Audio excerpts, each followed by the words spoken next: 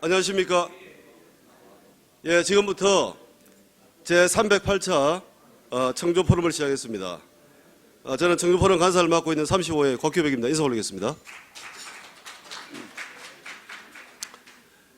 네, 이제 계절도 가을을 지나 겨울로 성큼 다가가고 있습니다. 환절기에 동무님 모두 건강히 유의하시고 항상 행복하시길 바라겠습니다. 잠시 알려올 말씀은 지난 10월 5일 날 특별 저녁 포럼을 개최한 바가 있었습니다. 그 당시 그 장소가 문화가의 집 서울이라고 남산길석에 상당히 괜찮은 장소를 섭외를 해서 내년부터 거기서 적대 포럼을 하기로 했습니다만은 서울시에서 리모델링 공사를 내년 초부터 진행을 하는 관계로 그 장소를 일단은 저희들이 저녁 포럼 장소로 내년 초부터 쓰지를 못하게 됐습니다. 그래서 갑작스럽게 변화가 생겼습니다. 하지만 저녁 포럼을 개최하고자 하는 그 계획은 예정대로 내년 1월 달부터 계속 진행할 예정이고요. 아직까지 한 2달 정도 충분히 시간이 남아있기 때문에 좀 적당하고 괜찮은 장소를 추가적으로 더 수배를 해서 향후에 1월 달부터 차질 없이 진행이 될 수 있도록 준비를 하도록 하겠습니다. 도민들께서도 혹시나 주변에 소개하거나 추천할 만한 장소가 계시면은 저희들한테 알려주시면 감사하겠습니다. 자, 오늘은 김영배 추계예술학교 피아노과 교수님을 모시고 시대 상황과 예술의 상관관계라는 연재로 아름다운 피아노 음악과 함께 흥미로운 말씀을 들어보도록 하겠습니다. 자, 그럼 청주 포럼 회장님이신 24회 박현문 도무님을 모시고 회장님 모시고 인사 말씀을 듣도록 하겠습니다. 박수 부탁드리겠습니다.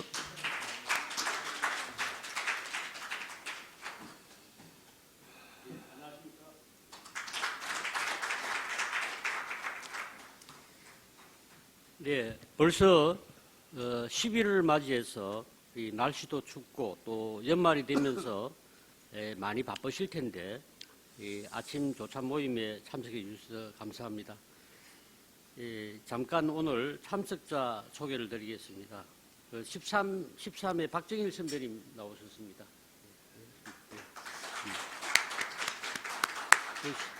15회 이영일 고문님 나오셨습니다. 그리고 23회 박용수 고문님 나오셨습니다.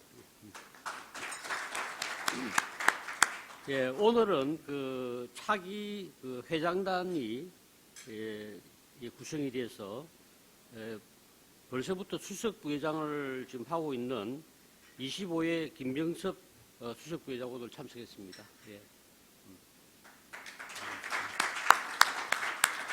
그리고 차기 간사인 36회 정진호 간사를 소개드립니다. 예. 예.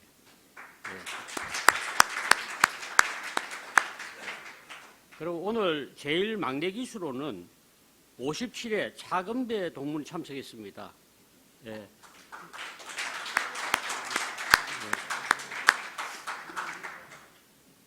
그러면 오늘의 연사이신 김용배 교수님을 소개드리겠습니다. 예, 연사님은 3살 때부터 피아노를 배우셨지만은 이 서울고등학교를 졸업한 후에 부모님의 반대로 음대에 진학하지 못하시고 학부는 서울대 철학과 미학 전공을 하셨는데 이 당시 저희 김용배 교수님의 절친들이 저와 부산고등학교 동기인 나성린 국회의원 또 조필재 또 이엽 등이라고 합니다. 대학 시절 음대에서 살다시피 하시면서 이 음대 교수로부터 사사를 받고 대학원은 서울 음대대학원으로 진학하셔서 석사과정을 마치고 미국 가톨릭대 대학원 버지니아 커먼웰스 대학에서 박사과정을 마쳤습니다.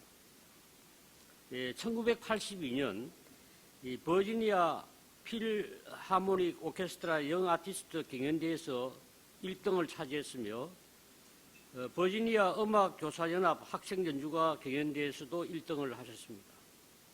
1985년에 제4회 조앤 호지 피아노 콩쿠르의 2위와 한국 음악 팬클럽 이달의 음악가로 선정되셨습니다. 1988년 한국예술평론가협의회 음악 부분 최우수 예술가로 선정되셨으며 1990년도에 추계예술대학교 음악학부 피아노 교수가 되셨습니다. 지금까지 명예교수로 지금은 계십니다. 2002년에서부터 2003년 한국 피아노학회 부회장과 동아 콩쿠르 심사위원을 역임한 바 있으며 2004년 5월부터 3년간 예술의 전당 사장을 역임하셨습니다.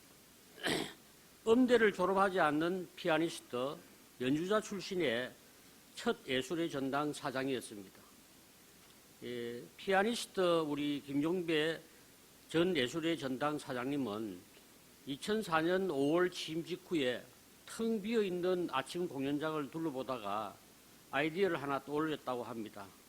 보통 오전에는 잠들어 있는 공연장을 해설 음악회로 깨워내기로 한 것으로 4개월간의 준비 끝에 직접 프로그램 구성과 진행, 또 해설까지 맡은 11시 콘서트가 그해 9월부터 시작됐으며 저녁이 아닌 아침 음악회라는 연사님의 역발상에 2008년 12월까지 이 첫 해를 제외하고 50일의 연속 매진을 이루어서 10만 명의 관객이 해설 음악회에 다녀갔습니다.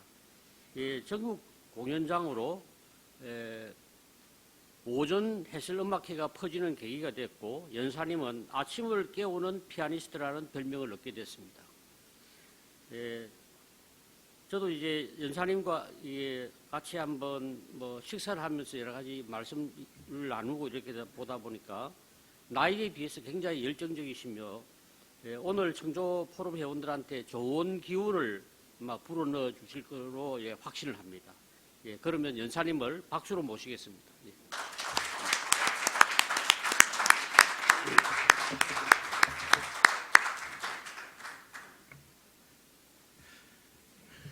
네, 반갑습니다, 여러분. 이렇게 아침에 이렇게 매달 모임을 하신다는 게 쉬운 일이 아닐 텐데 이렇게 모임하시는 이 부산고등학교 동문 여러분께 정말 깊은 감동을 받았습니다. 제가 오늘 정해진 시간 동안 어떻게 보면 여러분들께서는 굉장히 낯설고 또 어떻게 보면 힘들고 접근하기 힘든 소위 클래식 음악이라고 하는 거에 대해서 조금 말씀드리고자 합니다.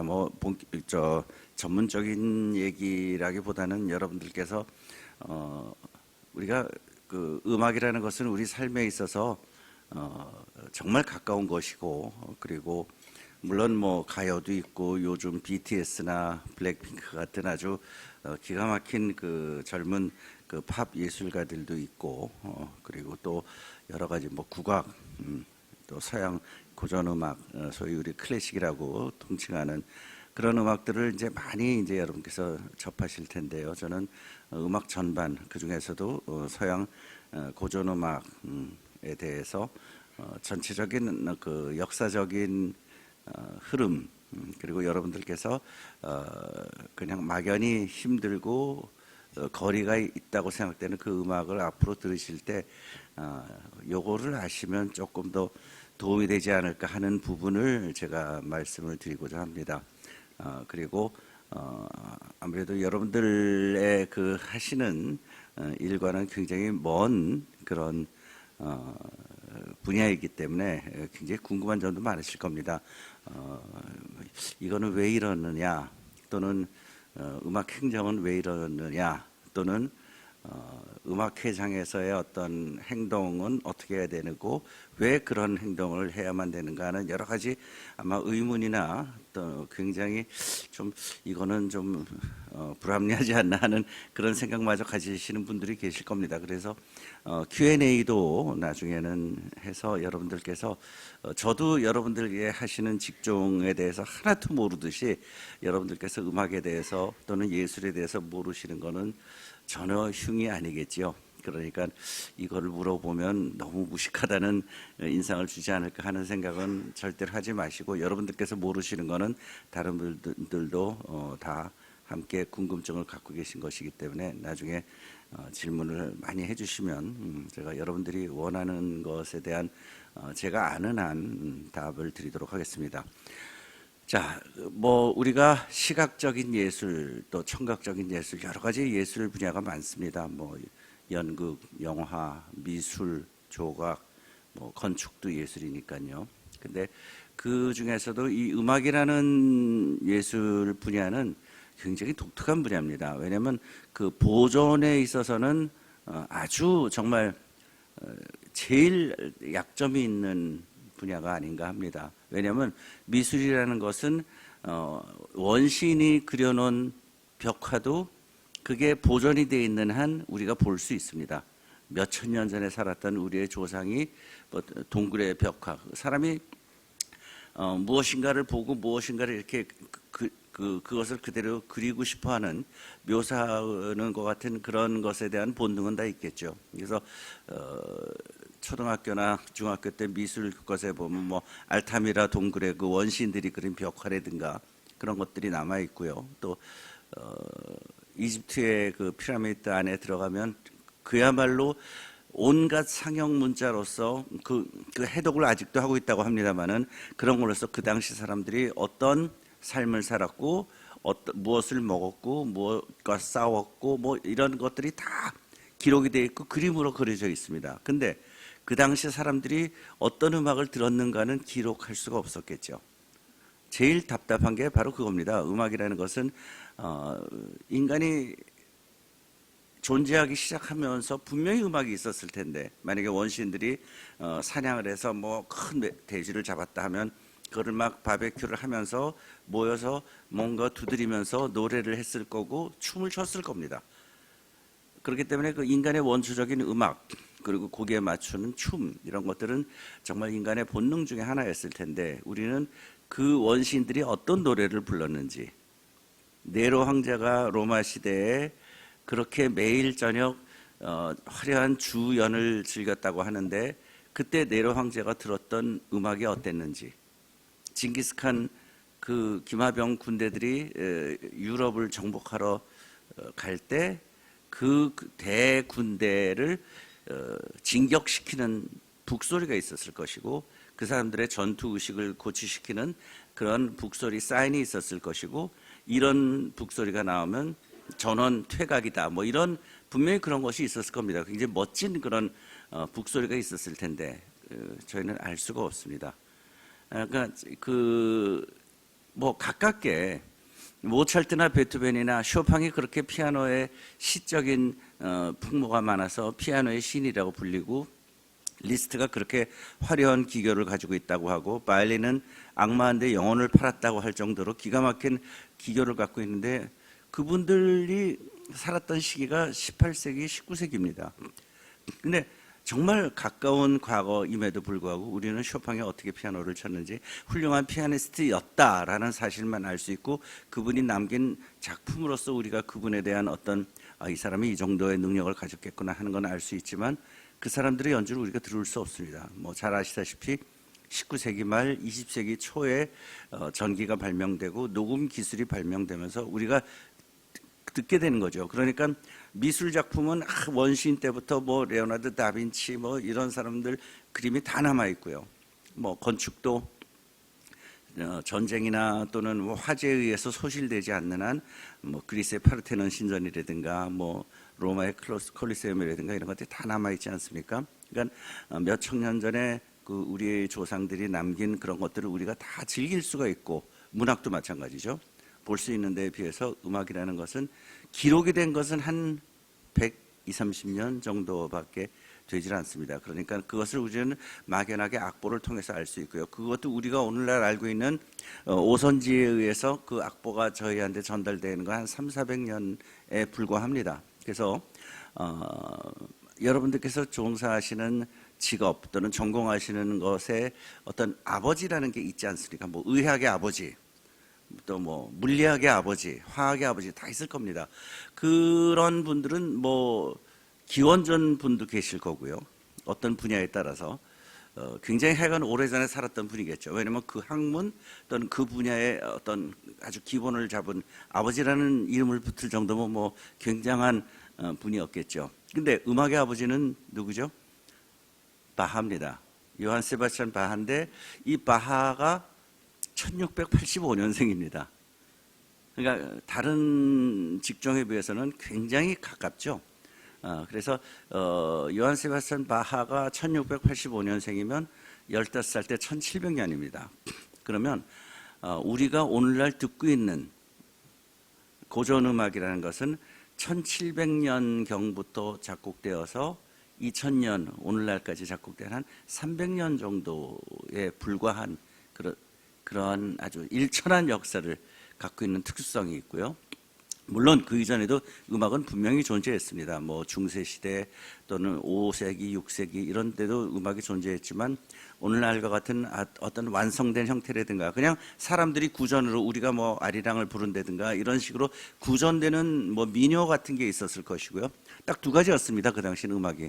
사람들이 그냥 길거리에서 부르고 입에서 입으로 전해지는 그런 구전 민요나 노래 같은 것이 있었을 것이고요. 그리고 종교 또는 어떤 뭐 의식 이런 것을 치를 때 음악이 있었을 겁니다. 그러니까 그런 음악들인데 그런 것들이 다 이렇게 오늘날 거의 유실이 됐죠. 유실이 되고 뭐 아주 조금만 전해져 내려오고 있지만 이제 우리가 오늘날 듣는 정말 이거 참 좋구나 이 음악을 들으면 우리가 기분이 좋구나 또는 기분이 뭐 굉장히 업된다든가 또는 우리의 슬픈 마음을 달래준다든가 이 음악을 들으면 정말 희로애락이 다 들어있는 음악 오늘날 우리가 듣는 음악은 300년이라고 생각하시면 됩니다. 그래서 제가 이 300년 안에 어떤 일이 생겼으며 특히 어떻게 보면 굉장히 태동기라고 할 수 있는 18세기 1700년대에서 1800년대로 넘어가는 시간에 어떤 역사들이 존재했고 그래서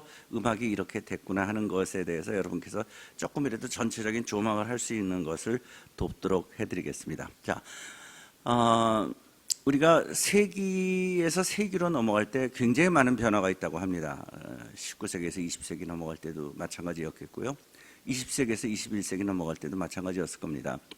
아마 우리의 후손들 한 1000년, 2000년 후의 후손들이 생각할 때 역사에 있어서 가장 급진적이고 큰 변화가 일어났던 시기가 어떻게 보면 많은 인류학자들이 얘기합니다만은 지금 우리가 살고 있는 20세기에서 21세기로 넘어가는 그런 차이가 아닌가 합니다. 왜냐하면 어마어마하게 컴퓨터가 발달되고 핸드폰이라는 통신이 생기고 이러면서 정말 우리가 저는 1950년대 생입니다만은 60년대, 70년대에 그 상상할 수도 없었던 삶이 펼쳐지지 않습니까? 그래서 20세기에서 21세기로 넘어갈 때가 가장 큰 변화를 준 시기라고 저는 나중에 우리의 인류의 후배들이 그렇게 얘기할 것 같은데 지금 현재 시점에서 보면 가장 큰 변화가 있었던 시점이 바로 1800년 근처 그러니까 18세기에서 19세기로 넘어가는 그 근처가 아닌가 합니다. 왜냐하면 이 시기의 변화를 보면 굉장한 변화들이 있습니다. 첫째 1789년에 프랑스 대혁명을 기점으로 한 어떤 기존 체제의 붕괴입니다. 옛날에는 우리나라도 뭐 양반이 있고 상놈이 있고 뭐 있었지만 거기에서도 완전히 그 왕족, 귀족, 그다음에 평민, 노예, 뭐 노비 이런 사람들로 구성된 어떤 그 사람을 급으로 나눈다 그러나요? 카스트 제도처럼 그런 것이 분명히 존재했었고 서민들은 아무리 노력해도 그 귀족들의 서클에는 낄 수가 없었고요. 왕은 그냥 왕족은 왕족이라는 이유만으로 너무나 풍족하게 살았고 귀족도 마찬가지입니다. 그리고 귀족도 급이 있었죠. 공후 백자남 해서 공작, 후작, 백작, 자작, 남작이라는 어떤 엄격한 계급이 있었고 공작과 남작은 뭐 어마어마한 차이, 그러니까 갖고 있는 영지라든가 자기가 부릴 수 있는 사람이라든가 이런 거 차이가 굉장했던 그런 시기였습니다. 그러다가 많은 사람들이 왜 같은 인간으로 태어났는데 저 사람들은 태생만 가지고 저렇게 아름답고 풍족하게 살고 우리는 매일 먹을 것도 제대로 못 먹고 사느냐 하는 그런 어떤 반발 그런 것 때문에서 나온 이제 사회적 변화가 프랑스 대혁명 아니겠습니까? 그래서 왕족들 다 단대의 이슬로 사라지게 하고 그리고 일반적인 평민들이 자리를 잡았죠. 그래서 민주주의가 시작되게 된 거고 또 필연적으로 자본주의가 나오기 시작합니다. 그래서 이것은 정말 유럽 사회에 있어서는 어마어마한 큰 변화였고요.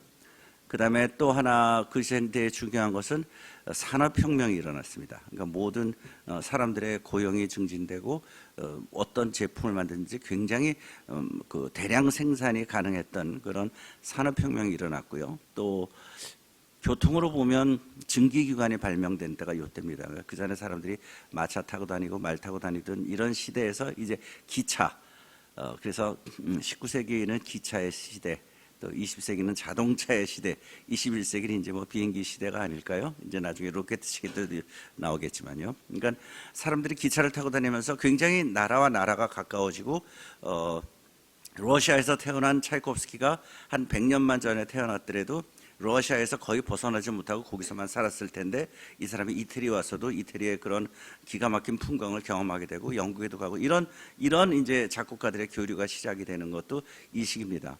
그렇기 때문에 이 크게 뭐 정말 19세기로 넘어가는 1800년경에 많은 변화가 있습니다만 제가 왜 이 말씀을 드리냐면 음악도 이 상황에서 절대로 벗어나기 힘든 그러한 그 요소가 있기 때문에 제가 이렇게 말씀을 드리는 겁니다. 일단 그 귀족 사회가 없어지고 이제 일반 사람들이 전부 1인 1표를 가지고 민주주의가 뭐 아주 초보적인 그런 민주주의이긴 했을 것입니다만은 그런 시대가 시작되는 1800년경 이전의 음악가의 삶과 그 이후의 음악가들의 삶이 달랐고 그게 우리한테 전해져 내려오는 그 악보나 이런 것들의 보존 문제에 분명한 차이가 있기 때문에 이것부터 먼저 말씀을 올리겠습니다. 18세기 그러니까 1700년대에는요 그 정말 귀족의 사회였죠. 왕족의 사회였고 그러면 음악가는 오늘날과 같이 이렇게 음악가라고 저 위대한 예술가로 칭송을 받고 어떤 연주를 하게 되면 그 사람 연주를 뭐 정말 가서 티켓을 사가지고 가서 예술연당이나 뭐 세종문화회관이나 이런 좋은 홀에서 그 사람들의 연주를 감상하는 그런 시대가 아니라 그 당시에 음악가들은 굉장히 어떻게 보면 비루한 삶을 살았고 그리고 귀족들의 어떻게 보면 놀이의 대상이 아니었나 합니다. 그러니까 리크레이션이죠. 예를 들면 어떤 귀족이 거대한 성에서 생활을 하는데 먼 데 있는 친구가 온다. 귀족이 오면 같이 정말 산의 진미를 먹고 낮에는 사냥을 가고요. 그리고 저녁 때 식사를 잘하고 끝나고 나서 오늘날 우리가 회식하면 노래방에 들르듯이 자 내가 갖고 있는 음악인들이 있는데 이 사람들의 음악을 우리가 한번 들어봅시다. 뭐 이런 또 그 사람들이 와서 처음에 가든에서 무슨 가든 파티에서 핑거 후드 같은 거 먹을 때도 악사들 몇 명이서 백뮤직을 연주했을 거란 말입니다. 오늘날도 그런 거 있지 않습니까? 어떤 큰 아주 좋은 호텔에서의 모임 가면 피아니스트, 바이올린, 첼리스트 이렇게 앉아가지고 음악을 연주합니다. 전체적으로. 그렇기 때문에 그런 악사들이 필요했었고 그런 악사들이 어떻게 보면 자기들이 그 먹고 살 수 있는 그런 기반이 조성된 것이죠. 그래서 그 아까 제가 말씀드렸듯이 공작부터 남작까지 쫙 있는데 남작 같은 사람에게 그 고용이 되는 사람은 굉장히 월급이 적었을 것이고요. 그리고 고용되는 음악가의 수도 많지 않았을 겁니다. 한 서너 명. 근데 공작 정도로 가면 그 귀족의 급 중에서 제일 높은 사람 정도 가면 한 4, 50명 정도 고용을 하고 그 사람은 그것에 그 오케스트라 단원들의 장 또는 지휘했던 사람들은 굉장한 막강한 권력을 누리기도 했던 그런 식입니다. 물론 그 중에서 최고의 음악가들의 꿈은 왕에게 고용되는 것이었겠죠. 그러니까 귀족들에게 고용되다가 나중에 황제에게 고용되는 우리가 모차르트를 음악의 신동이라고 하고 정말 기가 막힌 인생을 창작의 인생을 기가 막힌 인생을 보냈지만 사실 모차르트는 실제적으로도 그 당시 유럽에서 가장 막강하고 큰 나라였던 오스트리아 헝가리 제국, 오스트리아 제국의 황제 밑에 있던 음악가, 수석 음악가였습니다. 그러니까 말하자면 음악가가 가지면 우리나라에서는 대통령이 최고겠지만 세계로 보면 뭐 미국 대통령이 최고이듯이 음악계로 보면 모차르트는 미국 대통령까지 갔던 그런 사람입니다. 물론 그 기간이 그렇게 길진 않았지만요. 그러니까 모차르트는 어떤 세속적인 면에 있어서도 상당히 출세를 했다는 그런 사람으로 우리가 평가를 하고 있습니다. 그러니까 음악가는 내가 자작이나 남작에게 고용되느냐 또는 공작이나 후작 밑에 고용되느냐 또는 왕에게 고용되느냐에 따라서 그 음악가의 질이 달라지고 우리가 평가하는, 물론 실력이 있으니까 거기까지 갔겠죠. 그래서 사실 어떻게 보면 음악가들은 그 귀족이나 왕족의 어떤 리크레이션을 담당하는 어떤 아주 아무것도 아닌 그런 사회적인 지위를 갖고 있었지만 음악가들이 그때 가장 원했던 것은 누구에게 고용되어 있는 음악가였나 하는 것이 굉장히 중요했습니다.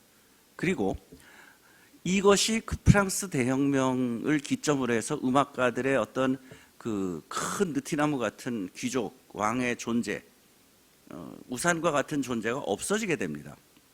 그렇겠죠. 그 사람들이 이제 뭐 완전히 이제 그 뭐 죽임을 당하기도 하고 이제 그 민주주의 사회가 되면서 그 이전까지의 음악가들, 그러니까 1700년대, 그러니까 18세기의 음악가들은 그 사람들이 작곡을 하면서 내가 이런 곡을 작곡을 하면 나중에 200년 후, 300년 후에 전 세계 모든 음악 회장에서 또는 전 세계에서 팔리는 CD나 무슨 유튜브나 이런 것을 통해서 내 작품들이 많은 사람들이 들을 것이다라는 그런 개념 자체가 없었습니다. 사실 그런 개념 자체가 없었고 모차르트, 하이든만 하더라도 내가 어떤 곡을 작곡하면 그것은 나를 고용하고 있는 귀족, 나를 고용하고 있는 황제를 위해서 연주를 하는 것이지 그것이 보존되는 것에 대해서는 아무런 생각이 없던 겁니다. 게다가 악보 출판도 없었습니다. 아까 제가 1800년 근처에 굉장히 많은 변화를 말씀을 올렸지요. 뭐 산업혁명, 뭐 증기기관 발명. 그렇지만 여기서도 가장 중요한, 음악에서의 가장 중요한 일은 악보 출판이 시작됐다는 점입니다. 그러니까 상당히 그 변화가 많은 이 1800년대 근처 직전에 18세기 아까 제가 말씀 올렸듯이 1700년경부터 우리 클래식 음악이 이제 오늘날 우리가 즐기는 음악을 만들어지기 시작했다는 어떤 형체를 갖추기 시작한 건데, 그렇기 때문에 이 음악에 있어서는 1800년을 기점으로 그 전에 100년, 그 후에 200년으로 나눌 수가 있습니다. 그리고 이 그 전에 100년을 말씀을 드리면요, 그렇기 때문에 여러분들께서 혹시 이제 음악을 좋아하시거나 음악에 대해서 알고 싶어 하시거나 음악에 대해서 조금 깊게 음악을 이해하고 싶으시면 가장 중요한 것은 그 작곡가가 몇 년도에 태어났다는 것을 꼭 아시는 게 중요합니다. 그렇기 때문에 요새 뭐 구글이라는 좋은 그런 그 우리에게 백과사전이 핸드폰 안에 있기 때문에 여러분이 어떤 작곡가 궁금하면 몇 년도, 이거 뭐 몇십 몇 년까지는 아니지만 그래도 대강 1700년대 초반, 중반, 후반만 여러분들이 아셔도 굉장히 음악에 대한 이해가 굉장히 좋아질 수가 있습니다. 그래서 우리가 잘 알고 있는 1732년생 하이든이 있고요. 56년에 모차르트가 태어났고 70년에 다 1700년입니다. 1732년 하이든, 1756년 모차르트, 1770년에 베토벤이 태어났습니다. 이런 사람이죠. 어떻게 보면 음악의 선구자급에 속하는 사람들이죠. 그러니까 아주 일천한 우리가 알고 있는 서양음악의 역사에 있어서 서양음악의 역사는 뭐 몇천 년이 되지만 우리가 오늘날 그냥 즐거운, 듣기가 좋은 음악으로 듣고 있는 음악은 이 300년에 작곡된 곡을 우리가 듣고 있고, 실제로 현대음악, 그러니까 20세기부터 작곡된 음악은 우리가 참 듣기가 힘듭니다. 어떻게 저렇게 괴상한 음악을 만들었지 하는 생각이 들 정도의 그런 음악도 많고, 또 그 음악들은 한 2, 3세기 후에 이제 정리가 돼서 남아있는 건 남아있겠죠. 저는 사실 굉장히 궁금합니다. 한 2200년, 2300년에 우리의 후손들은 우리가 지금 듣고 있는 가요 중에서 어떤 게 남아있을까? 조용필의 무슨 여행을 떠나요가 남아있을까? 이미자의 노래가 남아있을지, 또는 비틀즈의 노래가 남아있을지, 엘비스의 노래가 남아있을지, BTS의 노래가 남아있을지 굉장히 궁금합니다. 분명히 생존할 거거든요. 그러니까 지금 우리가 듣고 있는 모차르트나 하이드나 베토벤 또는 쇼팽, 브람스, 슈만, 슈베르트 이런 사람의 음악은 정말 그 많은 경쟁을 통해서 지금까지 남아있는 정말 보석과 같은 존재들이거든요. 그렇기 때문에 20세기에 작곡된 음악은 예외로 하더라도 18세기, 19세기의 음악, 그러니까 1700년, 1800년대의 음악만 여러분들께서 전체적으로 파악을 하시더라도 굉장히 음악 이해하시는 데 도움이 될 거라고 생각을 합니다. 자, 하이드는 1732년생인데요. 그러니까 이 시대의 음악가들은 누가 자기를 고용하느냐에 따라서 그 사람의 인생이 달라지고 그 사람의 인생이 편해지고 풍요롭게 살는지 또는 굉장히 가난과 싸워야 되는지 그런 그 경계선에 있던 그런 시대의 작곡가입니다. 근데 하이드는 에스테르 하지 후작이라는 아주 기가 막힌 정말 음악을 좋아하는 그 귀족에게 고용됐던 사람입니다. 그리고 이 에스테르 하지 후작이 나중에는 공작이 됩니다. 워낙 이제 영지도 크고 또 데리고 있던 그 사람들도 많았기 때문에 근데 이 사람이 음악을 그러니까 어떻게 보면 예술 후원의 어떻게 보면 1호라고도 볼 수 있습니다. 이 에스테르하지라는 이제 공작으로 칭하겠습니다. 에스테르하지 공작이 갖고 있던 오케스트라가 한 5, 60명 되는 오케스트라를 이 사람이 갖고 있었습니다. 다른 귀족들은 상상할 수도 없는 그런 큰 규모의 사람들을 고용하고 있었고요. 이 사람들을 이용해서 이 사람은 거의 뭐 일주일에 2-3번씩 이 오케스트라를 연주하게 했고, 그러니까 우리도 뭐 파티를 하다 보면 이렇게 대규모로 모이는 날도 있고 어떨 때는 2-3명 모여서 또 식사하고 그런 날도 있지 않습니까? 그러니까 2-3명 모이는 날에는 그 악사들 중에서 몇 명만 뽑아서 너희들 오늘 현악 사중주 해라. 너희들 셋이서 피아노 트리오 해라. 이런 식으로 할 수도 있지만 아주 훌륭한 뭐 상전을 모신다든가 또는 여러 명의 친구가 왔을 때는 오늘은 우리 오케스트라가 연주하는 거 들어보시죠 하면서 하이든에게 일주일 후에 어떤 사람들이 오니까 식사하고 우리가 들을 수 있는 음악을 만들어라. 그럼 하이든은 그때 작곡을 했던 겁니다. 그래서 그 오케스트라를 위한 곡을 하이든이 굉장히 많이 작곡을 했습니다. 그런데 하이든이 창작력이 굉장히 강했던 것도 있지만 그런 조건이 주어졌기 때문에 그리고 그런 에스테르하지 공작이라는 어떤 위대한 또는 음악을 잘 이해하고 음악을 너무 사랑하는 사람 밑에 고용되어 있었기 때문에 하이든은 정말 행복한 음악가들 중에서는 굉장히 행복하고 고용에 대한 불안이 없이 살았던 사람입니다. 하이든이 30살 때 에스테르하지 공작에게 고용되기 시작했는데요. 이 사람이 30년 동안 고용이 됐습니다. 그러니까 30살 때부터 환갑 때까지 에스테르하지 공작 밑에 있었고요. 그리고 하이든이 환갑되던 해에 에스테르하지 공작이 세상을 떠납니다. 세상을 떠나는데 에스테르하지 공작의 그 유언 중에 하나가 아들에게 이제 세상을 떠나면서 남긴 유언 중에 하나가 하이든 선생 세상 떠날 때까지 꼭 월급을 줘라. 그러니까 오늘날로 연금까지 받았던 그런 사람이기도 합니다. 근데 뭐 CEO가 굉장히 중요하듯이 어떤 나라의 대통령이 중요하고 어떤 회사의 CEO가 중요하듯이 그 아들은 음악에 전혀 관심이 없었습니다. 그래서 아들이 이제 그 아버지가 돌아가시자마자 한 5, 60명 되는 오케스트라 단원들을 다 해고하고 그리고 트럼펫 2명, 호은 2명만 남겨놨습니다.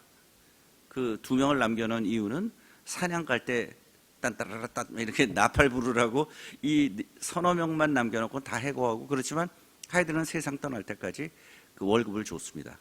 아버지의 유지에 따라서. 그러니까 하이든은 참 행복한 삶을 산 정말 그야말로 1732년에 그리고 이 사람은 굉장히 오래 살았어요. 1732년에 돼서 1809년에 죽었으니까 이 당시에 뭐 그냥 전염병이 돌아도 유럽 전체 인구의 20%가 죽고 맹장염만 걸려도 죽고 그때 뭐 의학이나 위생이 엉망인 시절인데 그 당시에 모차르트가 35살에 세상을 떠났는데요.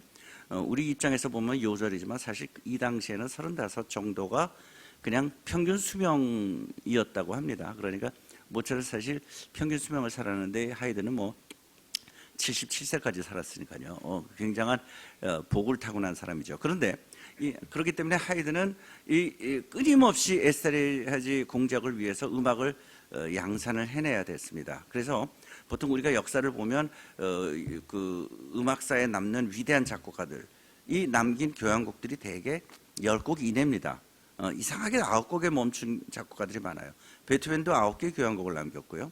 브루크너도 9개 교향곡, 말러도 9개 교향곡, 드볼작도 9개, 멘델소은 5개, 슈만 4개, 브람스 4개, 차이콥스키 6개, 뭐 이런 식으로 대개 작곡가들이 일생을 살면서 교향곡이라는 어떤 그 작곡가로서는 가장 도전하고 싶어하는 장르인 이 교향곡을 한 10곡 내외로 남겼는데 하이든은 이 에스테르하지 후작이 매달 매주 사람들 초청하면서 오늘 식사하고 나서는 연주할 거니까 식사하고 나서 친구들한테 내가 하이든이라는 굉장히 훌륭한 음악가를 내가 데리고 있는데 이 사람 음악 한번 들어보자. 그래서 듣는 겁니다. 그래서 대부분의 작곡가들이 10곡 넘는 작곡가들이 많지 않습니다. 쇼스타코비치가 15곡이고 뭐 이런데요. 하이든은 교향곡을 무려 104곡을 썼습니다. 그래서 우리가 어렸을 때 국민학교 음악 시간에 보면 하이든을 교향곡의 아버지라 그러죠.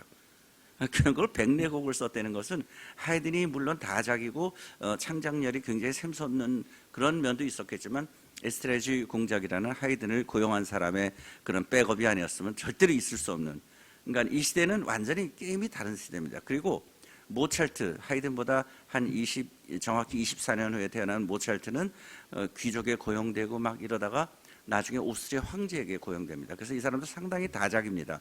이 사람도 평생 걸쳐서 한 600여 곡의 곡을 작곡을 했습니다. 그러니까 대단한 사람이죠. 대부분의 작곡가들이 100곡 내외를 씁니다. 100곡 내외를 쓰고 이 100곡을 넘기는 사람이 많지가 않고요. 근데 제가 지금 말씀드리는 이 숫자는 출판된 음악 얘기입니다. 왜냐하면 출판이 되지 않고서는 우리가 그 사람이 어떤 곡을 썼는지 알 수가 없으니까요. 그래서 약간 얘기를 조금 다른 얘기를 하나만 하면 여러분들께서 클래식 음악을 들을 때 가장 먼저 어려워하고 가장 클래식 음악에 우리가 접근을 힘들게 만드는 것이 바로 제목입니다. 제목에 대해서 조금 제가 언급을 하고 넘어가겠습니다. 왜냐하면 나중에 여러분께서 이 음악 좋은데 FM에서 어떤 음악이 흘러나오는데 이 음악 너무 좋은데 하고 그 음악 끝날 때까지 기다리다가 아나운서 멘트를 들으면 아나운서 멘트가 보통 이렇게 납니다. 베토벤의 피아노 협주곡 1번 C장조 작품번호 15번의 제1악장 알레그로 모데라토입니다. 그러면 제목이 너무 길지 않습니까? 무슨 폴모리 학단의 러브 이스 블루나 비틀즈의 예스터데이, 뭐 조용필의 뭐 김수희의 멍해 뭐 이런 제목이 아니고 베토벤의 피아노 협주곡 1번 C장조 작품번호 15번 중에서 제1악장 알레그로 모데라토. 아이고 난 모르겠다. 제목이 너무 기니까요. 근데 이 제목을 파악하는 법을 제가 말씀을 올리겠습니다. 지금 짧게. 작곡가 다음에 나오는 베토벤의 이것은 그 곡의 장르입니다. 음악에 연주되는 형태의 장르가 여러 가지가 있겠죠. 오케스트라를 위한 교향곡도 있을 수 있고요. 피아노와 오케스트라가 협연하는 피아노 협주곡도 있고, 바이올린과 오케스트라가 연주하는 바이올린 협주곡도 있고, 바이올린과 피아노가 연주하는 바이올린 소나타도 있고, 뭐 바이올린하고 첼로, 피아노가 하는 피아노 트리오도 있고, 바이올린 2대, 비올라 하나, 첼로 하나, 현악 4중주도 있고, 합창곡도 있고, 오페라도 있고, 이런 여러 가지 장르가 있습니다. 그 장르를 제일 먼저 얘기합니다. 베토벤의 교향곡, 베토벤의 피아노 협주곡, 베토벤의 훌루 소나타, 베토벤의 현악 4중주. 그 다음에 나오는 넘버, 베토벤의 피아노 협주곡 1번, 베토벤의 교향곡 5번. 이것은 그 장르 음악 중에서 몇 번째냐는 겁니다. 그러니까 베토벤의 교향곡 5번 이러면 베토벤이 작곡한 교향곡이 몇 곡인지는 모르지만 하여간 베토벤이 5번째로 작곡한 곡이라는 겁니다. 그리고 나서 무슨 장조 무슨 단조가 꼭 붙습니다. 이 클래식 음악은 이것이 가장 키포인트입니다. 그러니까 제가 전당에서 근무할 때도 그랬고 제가 음악대학에 교수로 있을 때도 그랬고 가장 많이 받는 질문 중에 하나가 클래식과 대중음악의 차이가 뭐냐는 겁니다. 클래식 음악과 대중음악의 차이가 뭐냐고 하는 건데 그 차이는 정말 큰 차이는 두 가지로 대별할 수 있습니다. 하나는요, 클래식 음악은 팝 음악이나 뭐 가요나 우리가 일반적으로 알고 우리가 너무 좋아하는, 저도 그런 음악을 너무 좋아합니다만은 그 음악들에 비해서 이 클래식 음악은 어떤 제가 지금 이렇게 그냥 이렇게 말하는 거하고 이렇게 하는 건 이거 이제 확성이 되는 거 아닙니까? 이런 마이크, 전기의 힘을 빌지 않고 그대로 자체만으로 듣는 어떤 마이크를 통해서 나오는 음성이 아닌 진짜 음성, 그러니까 그냥 생으로 들리는 소리를 만들어내는 것이 클래식 음악입니다. 거기에 비해서 팝 음악은 이런 거를 쓰죠. 그래서 그 사람들은 뭐 조용필 씨 같은 사람은 쇼를 할 때 스피커나 뭐 이런 거 굉장히 신경을 씁니다. 사람들한테 전달되는 그런 게. 그 대신 우리는 이런 것을 안 쓰기 때문에 굉장히 제한적이죠, 장소가.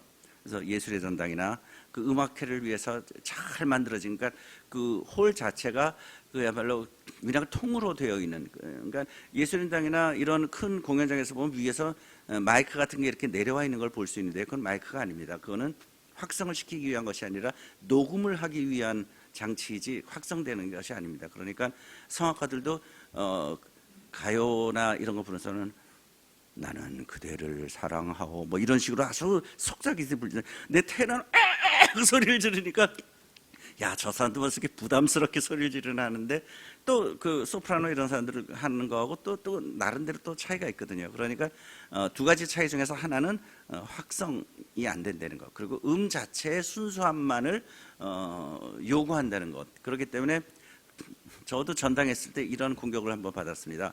대중가수가 예술의 전당을 빌리겠다고 합니다. 그러면 저희는 당연히 허가를 내줄 수가 없죠. 허가를 내줄 수가 없으면 대중가수는 그거를 이제 신문에 냅니다. 예술의 전당은 국민의 세금으로 운영되는데 국민인 내가 왜 예술의 전당을 못 쓰냐. 그래서 신문에 막 이슈화되고 그랬습니다.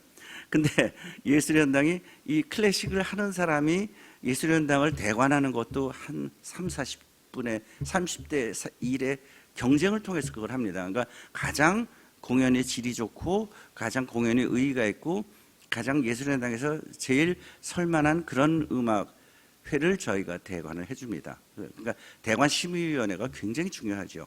그런데 가수들한테도 저희가 대관해주고 싶습니다. 그때 신문에서 그런 이슈를 만들어서 가끔 그런 이슈를 만드는 사람들이 있어요. 그런데 왜 예술연당이나 세종문화회관은 뭐 문호를 안 넓히느냐. 근데 세종문화회관은 문제가 좀 다르죠. 예술연당은 절대로 그 문호를 하고 있질 않죠. 그 이유는 우리가 가요나 무슨 그것을 우리가 클래식 음악에 비해서 안 좋다 또는 너무 다르다 이렇게 해서 우리가 대관을 안 주는 게 아닙니다. 우리의 홀에서는 우리가 할 수 있는 그게 있기 때문에 그렇습니다. 축구 경기장에서 축구가 열려야 되는데 거기서 콘서트를 하겠다 그러면 축구가 먼저겠습니까? 그 가수 콘서트가 먼저겠습니까? 아주 자명한 것이죠. 그래서 저희는 그렇게 하는데 매일 국민이 대관을 하겠다는데 안 해준다고 막. 근데 그런 사람들은 보통 제 경험해 보면 인기가 떨어져 가서 어떤 이슈가 필요한 사람들이 꼭 그 짓을 합니다. 자기 이름을 알리고. 그렇지 말고 뭐 그거는 다른 얘기예요. 그래서 그 확성을 통하지 않는다는 것과 둘째 이유는 클래식 음악은 굉장히 유연하지가 않습니다. 그러니까 어떤 멜로디라고 해도 그 멜로디가 맞는 어떤 조가 있습니다. 그러니까 제가 아까 말씀드렸죠. 베토벤의 교향곡 5번까지는 이제 이해가 가시죠. 베토벤의 교향곡 5번 C 단조. 그러면 이거는 그 곡이 갖고 있는 조성을 말합니다. 그러니까 이거는 제가 피아노로 설명을 올려야 될 텐데요.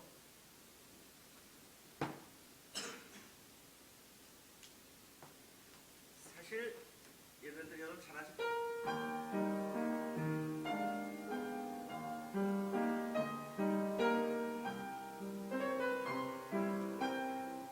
이 쇼팽의 녹턴입니다. 근데 이건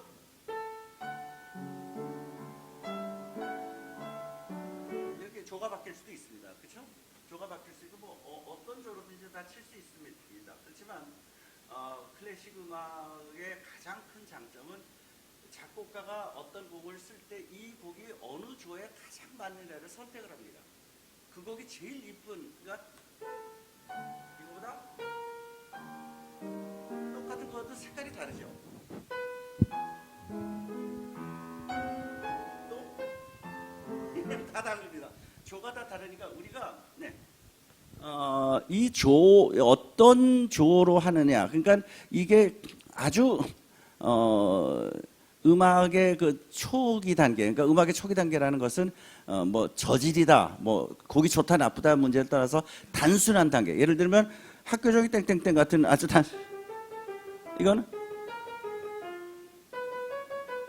아무거나 해도 됩니다. 그리고 가요는 우리가 여러분께서 노래방 가서 보시면 아시겠지만 노래보다 너무 높다 그러면 플랫 누르면 음정이 내려가죠. 그리고 이거 너무 낮다 그러면 이렇게 샵을 통해서 올립니다. 그러니까 이 가요는 가요나 뭐 예스터데이 뭐 비틀즈의 노래나 엘비스의 노래나 뭐 모든 이 음악들은 어떤 조에든지 다 연주가 가능합니다. 또 그렇게 만들어져 있어요. 그러니까 어떻게 보면 그것은 굉장히 플렉서블하다는 얘기입니다. 어떤 조에도 돼 있는. 그렇지만 이거 클래식 음악은 그 조 아니면 연주를 안 합니다. 그러니까 물론 아주 유명한 곡들, 예를 들어 슈베르트 세레나데 같은 거는 바리톤이 노래할 때, 소프라노가 노래할 때, 기악 연주자들이 노래할 때 다릅니다. 물론 기본적인 조는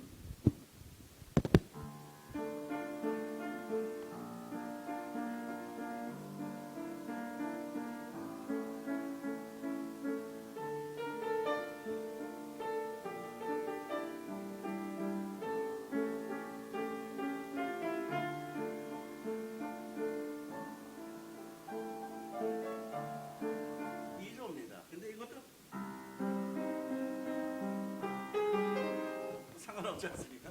그러니까 그렇지만 하여튼 어떤 조에 그러니까 작곡가가 내가 이 멜로디를 작곡할 때 가장 좋은 조를 찾아내는 겁니다. 그리고 그 조에 의해서만 연주하도록 되어 있습니다. 말하자면 그만큼 뭐라 그럴까 순수성에 있어서는 굉장히 뛰어나다고 하지만 거꾸로 얘기하면 유연성에 있어서는 아주 제로입니다. 클래식 음악이라는 것. 그렇기 때문에 그래서 아까 제가 말씀 올렸듯이 베토벤의 교향곡 5번 C단조 그러면 이 곡은 무슨 조로 써 있다는 것을 보여줍니다. 그리고 실제로 악보 있는 대로 하지 그거를 바꿀 이유가 하나도 없죠. 그리고 그 조가 돼 있을 때 가장 그 곡이 무게가 있고 예를 들어서 운명 교향곡만 운명 교향곡 C단조입니다. 이겁니다. 근데 우리가 뭐가 조금 다르지 않습니까? 기분이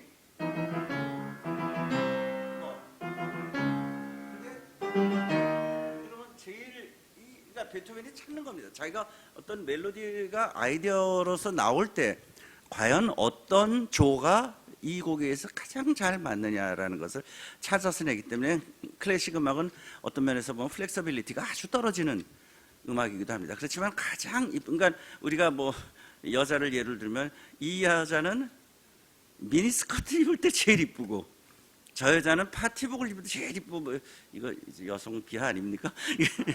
요새 하도 조심스러워서 근데 그런 경우가 있지 않습니까? 그러니까 그 사람한테 어울리는 옷, 그 사람한테 어울리는 색깔이 분명히 있습니다.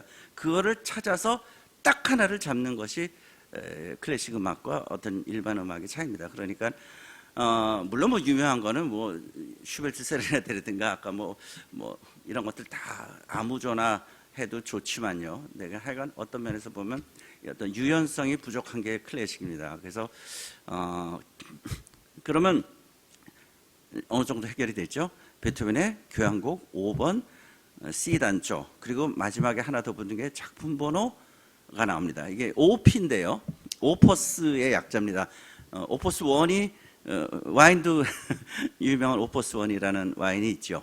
근데 이 오퍼스라는 것은 오퍼스 넘버라는 것은 우리가 보통 베토벤의 교향곡 5번 그러면 넘버 5입니다. 영어로 쓸 때는 넘버 5라고 쓰고 뒤에 이제 C 단조가 들어가고 콤마하고 OP 오퍼스 번호지만 OP로 보통 약자로 씁니다. 넘버를 NO로 쓰듯이 OP 점하고 67번입니다. 그건 뭐냐면 베토벤이 많은 장르의 곡을 작곡했을 거 아닙니까? 그 작곡된 곡이 출판된 순서대로 1년 번호 붙인 게 OP67입니다. 그러니까 그렇기 때문에 OP 번호라는 것은 그러니까 우리가 OP 번호를 보면 대강 OP9, 뭐 OP7 그러면 이거 어렸을 때 작곡한 거구나. 예, OP55 그러면 이 사람은 상당히 좀 중견으로 갔을 때 쓴 곡이구나. 대부분 100곡 정도 오기 때문에 OP99, OP101 뭐 이렇게 가면 이거는 거의 돌아가시기 전에 쓴 곡이거나 생각하면 되게 맞습니다. 대부분의 작곡가들이 OP가 100 정도에서 끝나기 때문에 물론 예외적인 작곡가들이 있습니다. 뭐 모차르트 같은 사람은 뭐 600 몇 번까지 나갑니다만은 그렇기 때문에 그 OP 번호를 안다는 것은 굉장히 중요합니다. 그래서 베토벤의 교향곡 1번은 교향곡 1번은 OP가 21입니다. 또 그런데 뭐 체코프스키 교향곡 1번은 OP 15 뭐 이런 식으로 나가는데 브람스는 교향곡 1번이 OP가 68입니다. 그 얘기 뭐냐? 브람스는 교향곡이라는 장르를 굉장히 무서워했다는 것을 우리가 그 번호만 봐도 알 수 있습니다. 그렇기 때문에 초기 OP1 이거는 이 작곡가가 처음으로 인정받고 작품을 출판한 게 OP1입니다. 그러니까 여러분께서 이제 보시면 베토벤의 교향곡 5번 C단조 작품번호 67 하면 대강 이제 여러분께서 그 작품을 이제 이해하실 수가 있죠. 이제 얘기 다시 돌아가면 그러니까 제가 가끔 이렇게 얘기가 막 왜냐하면 그게 이해를 돕는데 여러분들께서도 좋으실 거니까요. 그래서 하이든 같은 사람은 OP 번호가 없습니다. 하이든 교향곡 99번, 뭐 하이든 교향곡 101번 이러는데 OP가 없어요. 왜냐? 이때 악보 출판이 안 됐거든요. 악보 출판이 안 됐으니까 OP가 없는 겁니다. 모차르트는 1756년에 태어나서 91년에 죽었는데 악보 출판이 시작된 게 1790년경부터입니다. 그러니까 모차르트는 악보 출판이라는 게 있다는 사실을 어렴풋이 알고 죽었어요.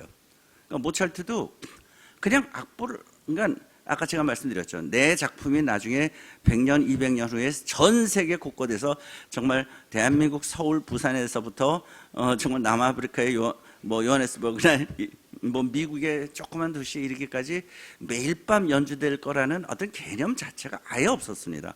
그러니까 모차르트나 하이든 같이 그런 봉건 시대에서 살았던 사람들은 자기를 고용하는 귀족, 자기를 고용하는 왕, 황제를 위해서 곡을 써놓고 끝입니다. 그냥 악보를 버려버리고 맙니다. 심지어 그리고 그 당시에는 19세기 되면서부터 이제 작곡하고 연주가 이제 분리가 되고 이제 연주가들도 전문 연주가가 나오고 전문 작곡가가 나옵니다만 옛날에는 작곡했고 연주도 했고 뭐 다 그런 시기였습니다. 그야말로 간의 수공업 단계의 그런 시기였었는데 그러니까 모차르트는 자기가 자기 작품을 자기가 쓰고 자기가 연주를 했습니다. 피아노 모차르트 작품은 대부분 모차르트가 피아노로 초연을 했습니다. 그럼 여러분 상식적으로 생각해 보세요. 만약에 이런 패시지가 있다고 가정을 합시다. 모차르트가 사람들 앞에서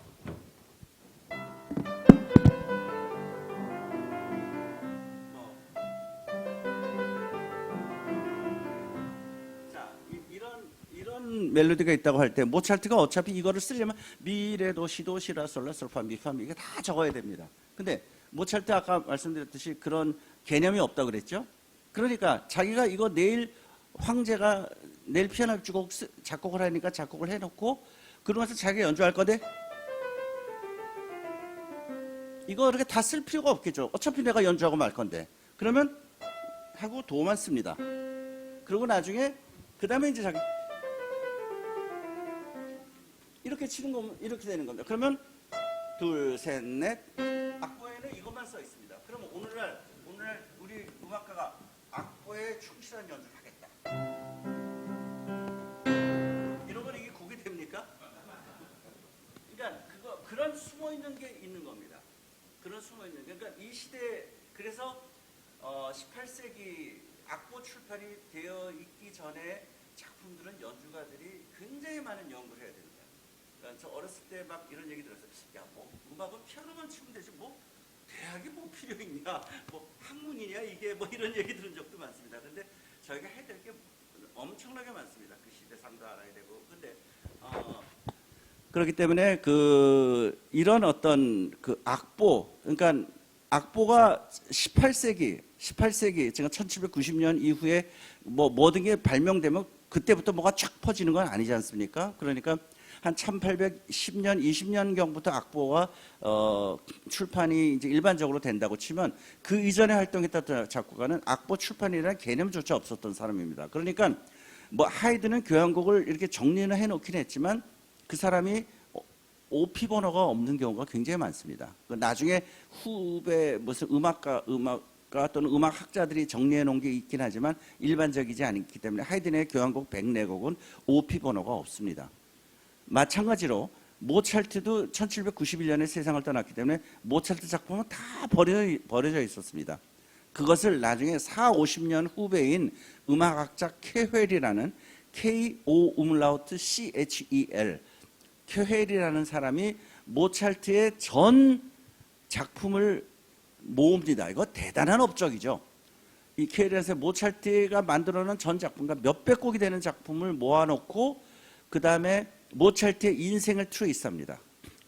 그래서 예를 들어서 아버지한테 보낸 편지 중에서 아버지 내가 오늘 밤에 어젯밤에 황제 앞에서 C장조 피아노 협주곡을 쳤는데 황제가 끝나자마자 브라보했습니다. 저는 앞으로 여기 계속 고용될 것 같아요. 뭐 이런 편지를 썼습니다. 그럼 그 편지 쓴 날과 모차르트 피아노 협주곡 C장조를 찾아가지고 이게 몇 년 몇 월에 만들어졌다는 걸 트레이스하는 겁니다. 이게 보통 일이 아니죠. 그래서 모차르트 작품 중에서 600몇 곡을 갖다가 정리했습니다. 그래서 나름대로 번호를 붙였기 때문에 모차르트의 작품 번호는 OP가 아니고, 그거 당연히 OP가 아니죠. 그때 모차르트는 출판을 안 했으니까요. 그래서 모차르트는 K 몇 번이라고 붙습니다. K.점 몇. 그래서 베토벤의 교향곡 5번 C단조 작품 번호 67이라고 하는데 모차르트는 교향곡 40번 G단조 쾌헬 번호 550 이렇게 나갑니다. 그래서 K가 붙는 겁니다. 그러니까 이 OP가 붙지 않는 작곡가들의 대부분은 1700년대의 작곡가들입니다. 그리고 이런 악보 출판이라는 게 발명되지 않았기 때문에 우리에게 그 사람들의 작품이 굉장히 전해져 내려오지 않는 걸 말씀드립니다. 우리가 그 영화 같은 거 보면 막 예술가들이 막 그 창작의 고통을 상징할 때 막 옛날에 막 이러죠. 뭐 이 화병 같은 거 만들었다가 던지고 막 깨고 막 그러지 않습니까? 근데 예술 작품도 그 존재하거든요. 다빈치가 뭐 모나리자를 한 번에 그렸겠습니까? 그리다가 또 찢어버리고 그리다 찢어버리고 하면서 그 작품이 완성되듯이 음악도 굉장히 많은 작품들을 쓰면서 베토벤의 교향곡 1번 400마디를 쓰기 위해서 한 5,000마디 정도를 썼다는 게 있거든요. 그게 남아있지는 않습니다만 그 트레이스가 있기 때문에 그 음악학자들이 이 사람이 이렇게 곡을 만들어간 오늘날에 우리가 알고 있는 베토벤 교향곡 1악장이 됐다. 이런 걸 트레이스할 수 있는 대부분의 작곡가들은 완벽하게 없습니다. 특히 그 아주 깔끔한 작곡가일수록 자기 작품 중에서 좀 이상하고 남들이 볼 때 이건 야, 이 사람이 이런 곡도 썼어라는 얘기를 들을 만한 곡들은 다 불태워버렸습니다.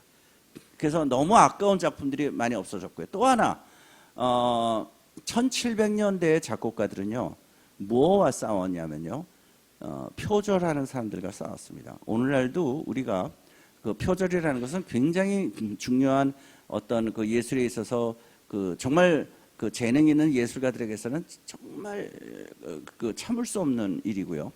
또 그 표절을 우리가 아무렇지도 않게 생각하는데 지금 우리가 봐도 저희는 음악을 전 세계 음악을 다 관심이 있어서 듣고 정말 새로 나온 음악들 다 듣고 합니다. 근데 그런 음악을 살짝 가져가다가 팝 음악에서 쓰고 그런 것을 저희는 너무 많이 봤어요. 우리나라 작곡가뿐이 아닙니다. 일본 작곡가도 그렇고 약간 그 뭐 사람이 항상 훌륭한 사람, 예술가가 다 훌륭한 사람만 있는 것이 아니듯이 이 사람들 중에서도 사기꾼도 있고 또 아주 나쁜 사람들도 있습니다. 그 사람들이 그 위대한 사람의 어떤 음악을 싹 가져가다가 근데 오늘날 같으면 금방 그게 티가 납니다. 요즘처럼 SNS가 발달하면 어떤 그룹이 어떤 곡을 발표하면 야, 이번에 그 그룹이 발표한 CD 중에서 5번째 트랙이 있는 그 곡 말이야. 그 20년 전에 미국의 언더그라운드 그 흑인 그룹이 만든 이 음악이랑 비슷하지 않니? 쫙 돕니다. 그러면 이제 자체로 정화가 되는 거예요. SNS가 발명하면서부터. 그렇지만 4, 50년 전만 해도 그 사기가 너무나 통했습니다. 미국에서 새로 나온 미국에 만들어지는 영화 중에서 우리나라에 몇 개가 들어왔겠습니까? 1970년대, 80년대 정말 좋은 영화들만 들어왔거든요. 그러면 우리나라에서 드라마 작곡가라는 사람들이 미국 가서 영화 이렇게 보고 그 중에서 좋은 멜로디 있는 걸 싹 갖고 와서 우리나라 드라마에 씁니다. 근데 그 영화는 우리나라에 수입이 안 돼요. 그러면 그 당시에 미국에서 유학하고 있던 사람들만 알아요. 야, 이 새끼 이거.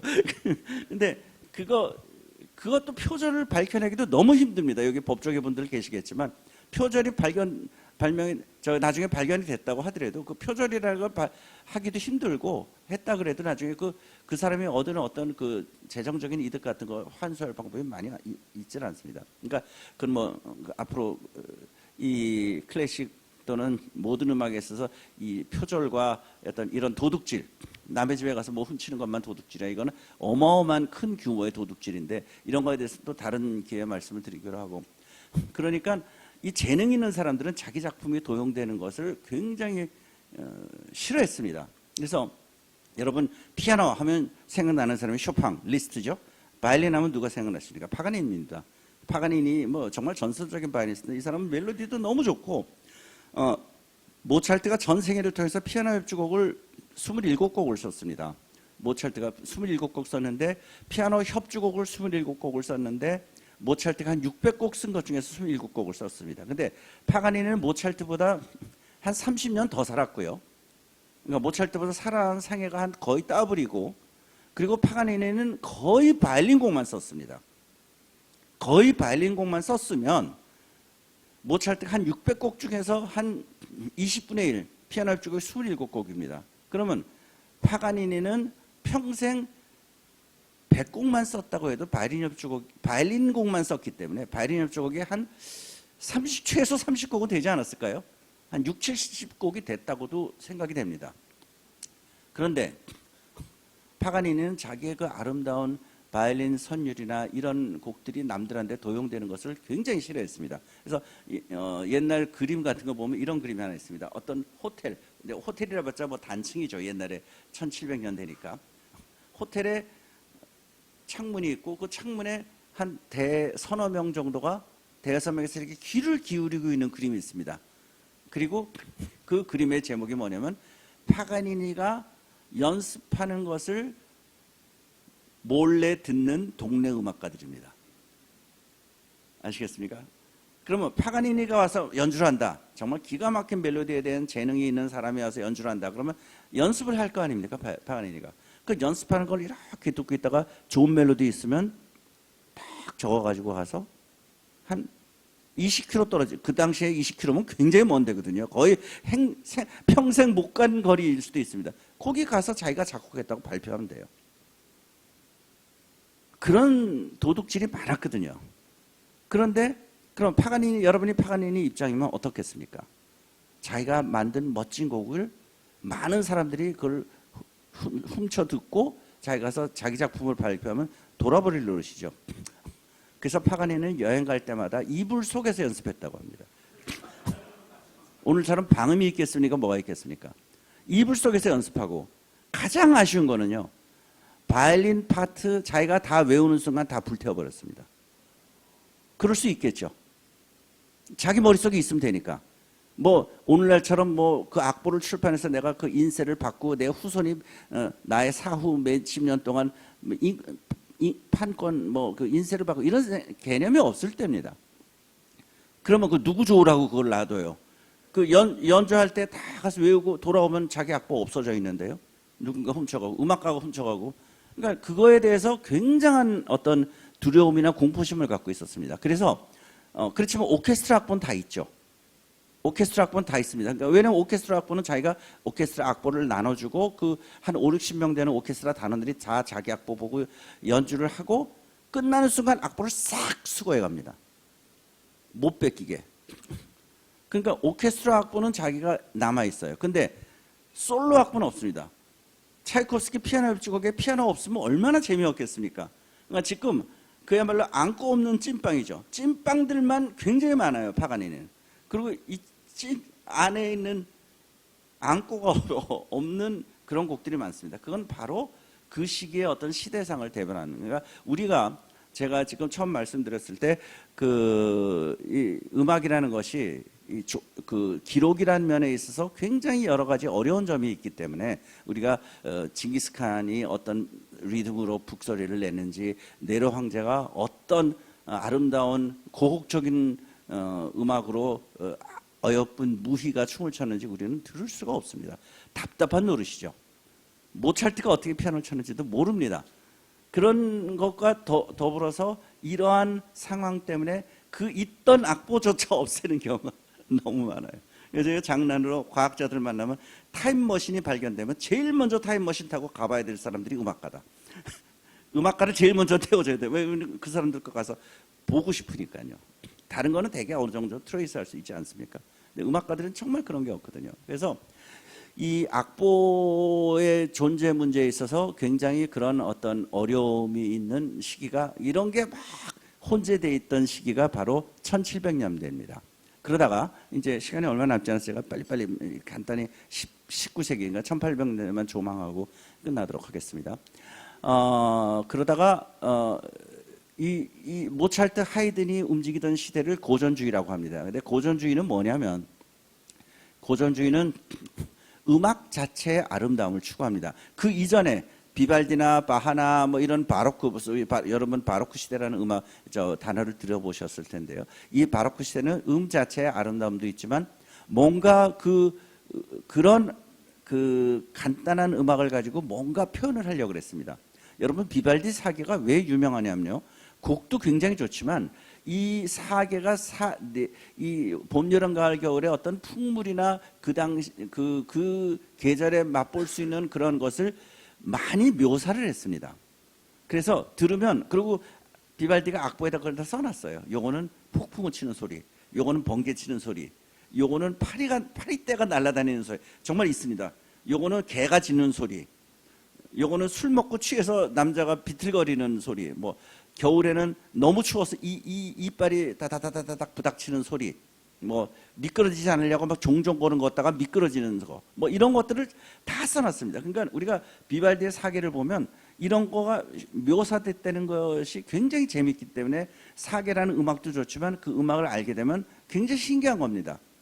이 시대 사람들은 음악을 굉장히 많이 표현했구나. 그래서 자연 현상, 인간의 동작, 동물의 울음소리, 이런 것들을 표현을 많이 했습니다. 아주 단순한 것들이죠. 그러니까 비 오는 소리, 폭풍우 소리, 천둥번개, 뭐 강아지 짖는 소리, 뭐 해간, 그다음에 인간이 넘어지지 않으려고 종종 걷는 거, 미끄러지는 거, 뭐 술 취해서 비틀거리는 거, 완전히 술 취해가지고 자는 모습, 이런 게 다 음악으로 표시되어 있습니다. 그러다가 고전 시대로 가면서 하이든, 모차르트로 대변되는, 그러니까 그걸 연도별로 얘기하면 한 1750년에서 1800년경까지입니다. 한 50년. 우리가 어떤 음악의 어떤 무슨 이즘, 무슨 주의, 이런 것이 뭐 두부 못 자르듯이 몇 년부터 몇 년 이렇게 되는 것은 아니지만 대개 1750년부터 1800년까지는 그렇습니다. 우리가 지금은 뭐 워낙 유행이 다변화돼 가지고 이제는 어떤 것도 수용할 수 있지만, 저 어렸을 때만 하더라도 저희 아버지 넥타이가, 저 60년대에 봤던 저희 아버지 넥타이가 굉장히 얇았습니다. 근데 제가 7학번인데 저희 때는 넥타이가 얼마나 넓었는지요, 폭이. 그러니까 아버지가 갖고 계신 그 많은 넥타이를 사용을 못했어요. 넥타이 이렇게 넓어가지고. 그러다 나중에 뭐 넥타이, 여자들도 치마가 짧아지고 길어지고 막 그런 유행이 있지 않습니까? 그러니까 한 번 길면 한 번 더 확 올라갔다 내려가고, 넥타이 폭도 마찬가지입니다. 그러니까 이런 주의들도 마찬가지입니다. 바로크에서 고전으로 넘어가면서부터는 고전주의 작곡가들은 항상 선배를 부정하고 시작을 합니다. 그러니까 모차르트나 하이든 같은 사람은 선배, 비발디, 뭐 마르첼로, 알비노니, 이런 사람들은 왜 이렇게 뭘 표현하려고 노력을 하지? 촌스럽게.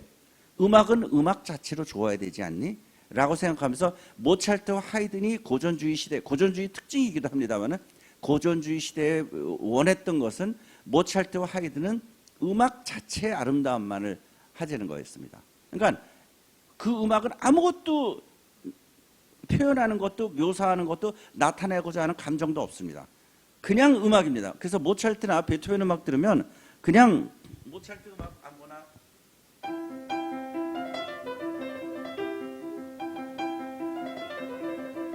여러분 잘하시죠.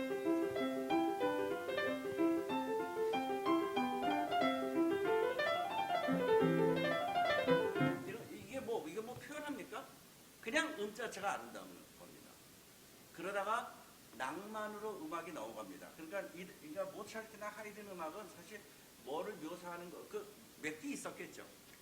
몇 개는 있었겠지만 대부분의 기본적인 작곡가들의 기본은 무엇인가를 표현한다기보다는 음악 자체의 아름다움, 음의 구축물을 만드는 것을 신경을 썼습니다. 그러다가 제가 아까 역사는 되풀이된다 그랬죠. 낭만 1800년부터 한 1800년대 후반까지는 이제 초기 낭만, 후기 낭만 이렇게 나눕니다만은, 낭만주의 작곡가는 또 고전주의 작곡가가 촌스러운 거예요. 어떻게 음악이 그렇게 그냥 상투적으로 음의 아름다움만 추구하느냐, 뭔가 표현해야 되지 않느냐. 그래서 다시 바로크 시대 음악으로 돌아갑니다.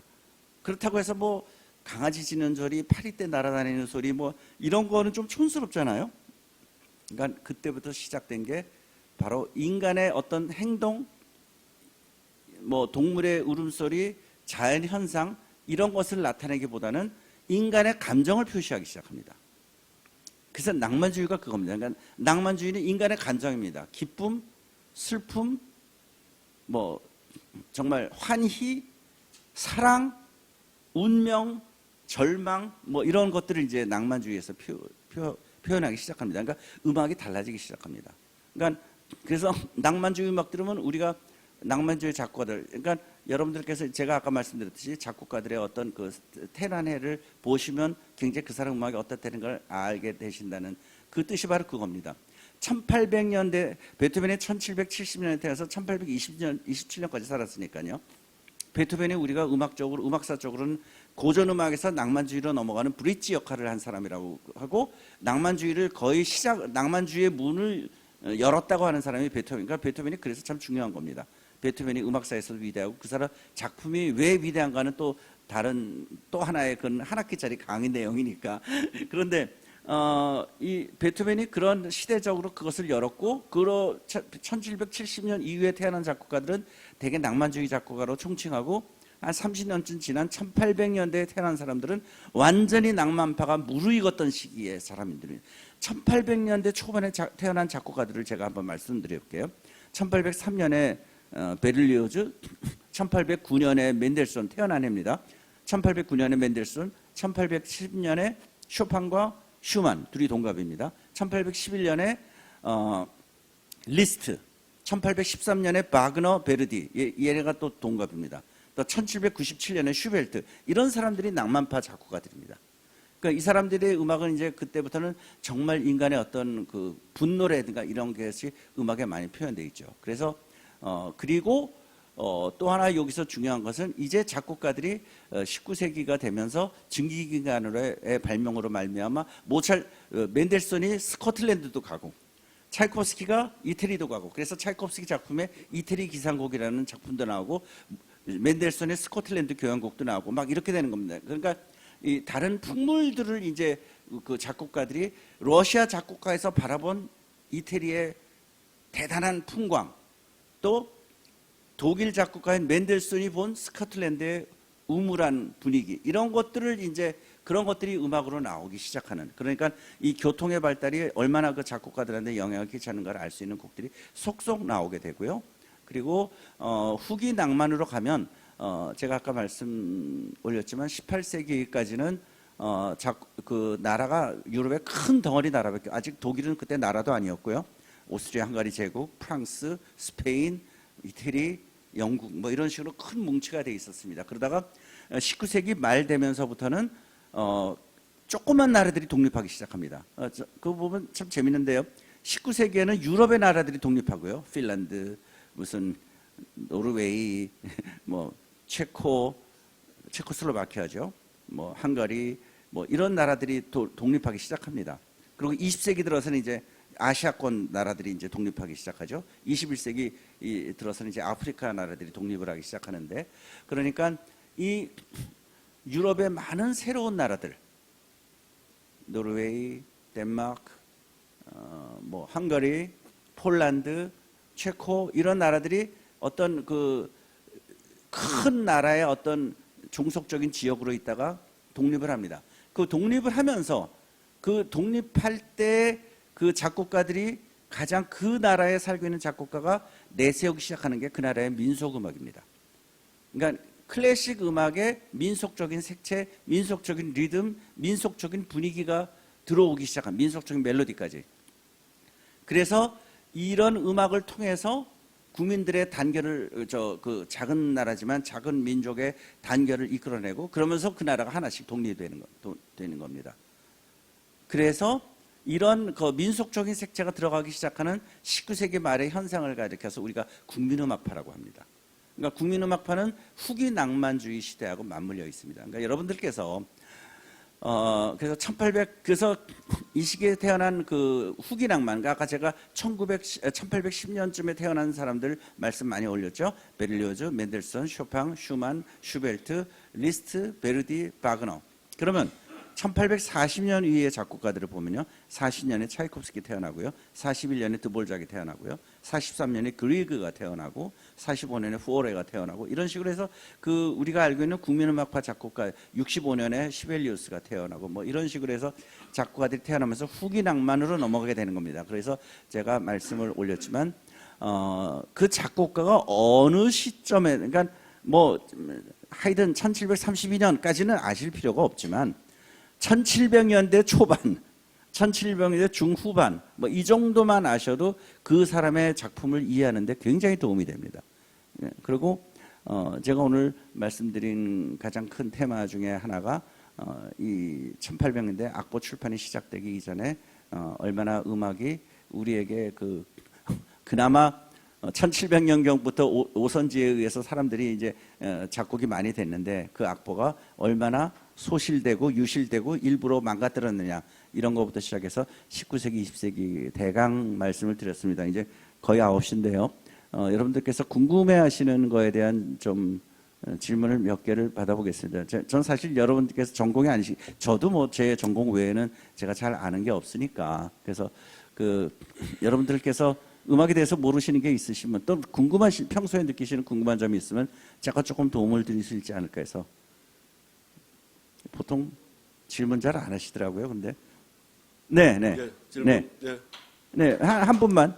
네.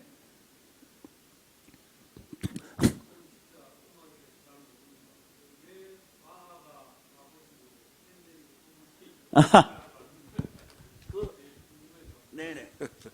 짧게 답하겠습니다. 우리 음악가로서 보면 바하가 대입법이라든가 화성이라든가 모든 거에 대해서 굉장히 훌륭한 곡을 많이 남겼습니다. 그리고 우리가 지금 볼 때 작곡을 공부하는 학생이라든가 이런 사람들이 모차르트도 공부하고 뭐 우리 연주자도 마찬가지입니다. 그렇지만 올라가다 보면 바하에 다 있습니다. 바하가 정말 위대한 사람이라는 것을 우리가 느낄 수가 있습니다. 그러니까 음악이 만들어지는 모든 테크닉적인 면, 작곡의 기법, 대입법, 화성법 이런 것들을 바하가 수많은 실험과 이런 것을 통해서 기가 막힌 곡을 많이 썼기 때문에 바하를 음악의 아버지라고 그럽니다. 그리고 음악의 아버지는 그건 완전히 틀린 얘기인데요. 핸델이 음악의 어머니가 될 수가 없지. 여자도 아니고. 근데 핸델을 왜 음악의 어머니? 핸델이 사실 바하에 비하면 핸델도 위대한 작곡가이긴 합니다만 바하에 비하면 어떻게 보면 바하보다는 대적을 할 수가 없는데 그래서 음악의 어머니라고 하는 것은 정말 어떤 사람이 잘못 얘기하는데 그 이유는 알겠어요. 왜냐하면 바하하고 핸델이 태어난 해가 똑같습니다.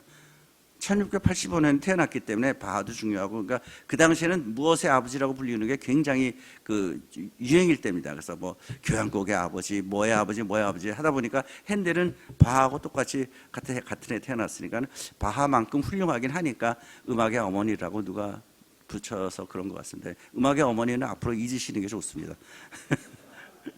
네.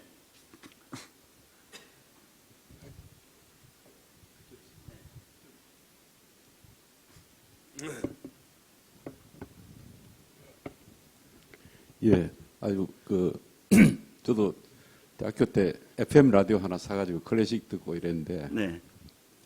요즘도 뭐 차에서 많이 듣습니다. 그런데 이제 아마데우스 영화도 보고 뭐 이렇게 했는데, 이 모차르트 음악이 사람이 들으면 굉장히 어떻게 보면 편안한 마음을 주고, 우리 뇌에 좋은 영향을 준다고 들었어요. 네네. 그리고 똑같은 영향으로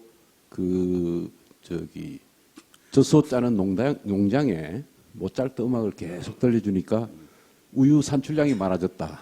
또 어떤 그린하우스에 식물 키우는데 음악을 계속 주니까 또 열매가 많이 열리더라. 뭐 이런 이야기도 있어서 그 음악하고 우리 인체나 동물들의 어떤 뇌의 어떤 영향이랄까, 그거 하나 좀 질문하고 싶고요. 또 하나는 지금 그러면은 전 세계 수많은 음악회에서 연주가 열리는데 모차르트나 이런 후손들에 대해서 저작료를 우리가 지불하는지 안 하는지.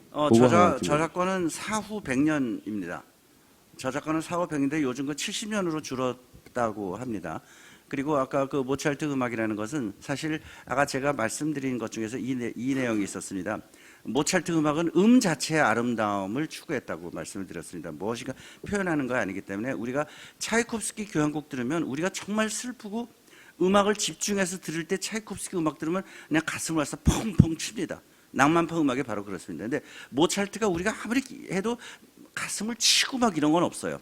그게 이제 낭만 음악과 그 고전 음악, 그 자체의 아름다움을 추구하는 모차르트 음악과의 차이인데, 그렇기 때문에 수험 공부 같은 거 하거나 우리가 아침에 일어나서 음악에 대해서 생각은 하지 않지만 뭔가 음악이 필요하면 모차르트나 하이든 음악 틀어놓으시는 게 좋습니다. 왜냐하면 그것은 우리를 뭘 강요하지 않습니다. 차이코프스키나 드보르작이나 뭐 슈만이나 브람스를 들으면 음악이 너무 무겁고 그렇기 때문에 우리가 집중해서 들으면 그 만족도가 무지하게 높지만 그냥 우리가 그냥 그 백그라운드 뮤직으로 만들어 놓을 때는 그게 그렇게 편한 음악은 아닙니다. 그렇지만 우리가 집중해서 들으면 너무 좋은 거 있죠. 그러니까 그런 차이가 있습니다. 그렇기 때문에 모차르트 음악은 자체의 아름다움을 하기 때문에 굉장히 사람 마음을 편안하게 해준 면이 분명히 있습니다. 그게 무슨 뭐 어떤 그게 인체의 어떤 뭐 케미가 어떻게 되는지는 전 잘 모르겠습니다만, 그래서 그런 편안한 음악 때문에 우유가 더 많이 나오고 뭐 식물이 나오지 않는가 그런 생각이 듭니다. 그러니까 어떤 뭔가 강요하지는 않는 음악이 바로 고전주의 음악이기도 하고요. 아까 한 분만 더 하죠. 네. 예, 뭐 저는 사실 한 5, 6년 동안 청조 포럼에 참석하면서 질문자로서 일어서서 질문하는 게 오늘 처음이기 때문에 영광입니다. 예, 제가 지금 합창단 단장을 하고 있으니까 네. 오늘 이 강의가 저한테는 또 상당히 와닿는 부분이 많이 있는데요. 네. 교수님께 제가 여쭈고 싶은 거는 네. 아까 이제 교수님께서는 클래식하고 또는 대중음악하고의 차이를 네. 두 가지로 말씀을 해주시지 네. 않습니까? 네. 그럼 그 두 가지 말고도 네. 클래식과 대중음악의 정말 그 구분을 짓는 게 과연 또 뭐가 있을까 하는가 첫 번째 질문이고요. 네. 두 번째는 좀 이게 오늘 주제 제목을 제가 이제 네. 보면서도 그런 생각을 했는데 시대의 변화가 이제 음악에 또는 음악이 시대의 변화에 주는 네. 어떤 상호 영향에 관해서 그런 타이틀이 이제 오늘 강연 내용이 들어 있었거든요. 그렇다 그러면 그 강연의 제목과 관련해 가지고 교수님께서 생각하시기에 현재 지금 우리 시대 네. 이걸 뭐 클래식에 한정시켜서도 좋고 네. 아까 뭐 BTS나 또 다른 대중가요도 언급해 주셨는데 현 시대를 이렇게 관료하고 있다든가 그 흐르고 있는 이 음악에 있어서는 어떻게 뭐 정의한다 그럴까 설명할 수 있을지 하는 것. 네. 그 다음에 이제 또 하나 더 질문은 뭐냐 그러면 저희 때만 하더라도 고등학교 때는 음악 시간이 다 있었거든요. 네. 근데 제가 듣기로는 음악 시간이 고등학교, 중고등학교 다 없어졌다 그러더라고요. 제가 들었었어요. 네. 이 전인교육, 인성교육을 말로는 이렇게 많이 외치고 있는데 과연 음악이나 이런 것이 사라져 있는 이 교육이 과연 전인교육이나 인성교육에 합당하다고 저는 생각이 안 들거든요. 그 다음에 이제 또 느껴지는 건 뭐냐면 AI 시대 아니겠습니까? 네. 이 AI 시대에 보통 창의성이라든가 이런 인간의 어떤 감성을 중심으로 하는 이 음악이 이 AI 시대는 어떻게 변화해 갈 것인지 등등의 이 질문거리가 많이 생겼었습니다. 오늘 네. 이상입니다. 예. 네, 뭐 짧게만 답을 드리겠습니다. 그 AI가 창조해내는 능력에 대해서는 우리가 지금 깜짝깜짝 놀래고 있죠. 그 문학 소설 같은 거 써내는 것만 봐도, 그러니까 우리가 사실 궁금하긴 해요. AI가 만들어내는 그 음악, 왜냐면 그 AI가 갖고 있는 그 기억력이라는 게 뭐 굉장하니까 바둑 같은 걸 봐도 그렇고, 그러니까 얘들이 어떤 음악을 만들어냈을 때 우리 인간과 어떤 그 차이, 그렇지만 그것은 기가 막힌 그 데이터를 통해서 만들어지는 기가 막힌 좋은 음악이 나올 수는 있지만 어떤 개인 각자가 갖고 있는 어떤 감정이나 이런 것을 표현하는 거는 또 다른 문제인 것 같습니다. 그러니까 그것은 그것대로 좋고 이것은 이것대로 좋다고밖에 말씀을 제가 드릴 수가 없고요. 그다음에 교육에 대해서는 사실 제가 말씀드릴 내용은 아닙니다. 물론 음악 미술 다 배운, 우리도 어렸을 때 음악 시간이 있었지만 그때 들었던 음악 하나가 우리 마음을 뒤집어 놓는 경우도 있고 우리가 예술에 대해서 더 좋아하게 만드는 면도 있는데 요즘 뭐 수능에 음악 미술이 들어가지 않으니까 아마 자꾸 없어지는 것 같고 이제 음악 선생은 기간제 교사로 다 대체되고 있는 그런 슬픈 현실인데 그거야 뭐 제가 어떻게 대통령이 돼도 제가 대통령이 돼도 바꿀 수가 없는 문제 같고요. 그리고 그 대중음악과 클래식 음악의 차이는 아까 그 큰 게 제일 그 두 가지고요. 또 하나 뭐 굳이 생각을 한다면 생명 아닐까요? 예를 들면 유행가는 아무리 좋아도 몇 달 지나면 안 듣습니다. 예, 안 듣고 금방 지루해지고, 그리고 또 차이는 유행가는 3분을 넘지 않습니다. 그 대부분의 노래가 시간으로 우리가 계산을 할 때 한 1분 30초 길이를 갖다가 한 번 반복해서 1절, 2절 하고 보통 끝냅니다. 대부분의 노래가 그래요. 그러니까 1분 30초 정도 되는 길이의 음을 반복해서 한 3분 정도면 음악이 끝납니다. 근데 그걸 3번 하면 5분이 되겠죠. 근데 3번 하면 우리가 지겨워서 못 듣습니다. 그거. 근데 한 번 하면 아쉽고, 그래서 보통 2번 정도 하고 듣는 게 그 대중음악이라고 할 수가 있습니다. 그러니까 우리한테 가장 짧으니까 우리한테 와닿기가 쉽고요. 클래식처럼 뭐 한 악장에 막 20분 걸려가지고 전체 악장 다 연주하면 1시간 걸리는 그런 곡들하고 다르기 때문에 접근이 쉽고, 가장 그러니까 그런 곡 만드는 것도 너무 힘들겠죠. 그 가요나 이런 거 만들기도.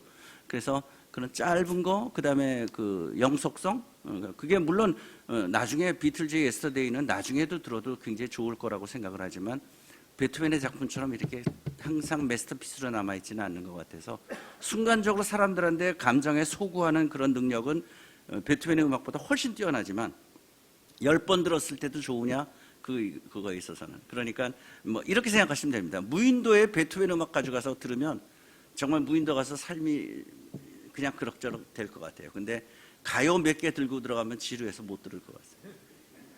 그런 차이라고 할 수도 있겠죠. 네네.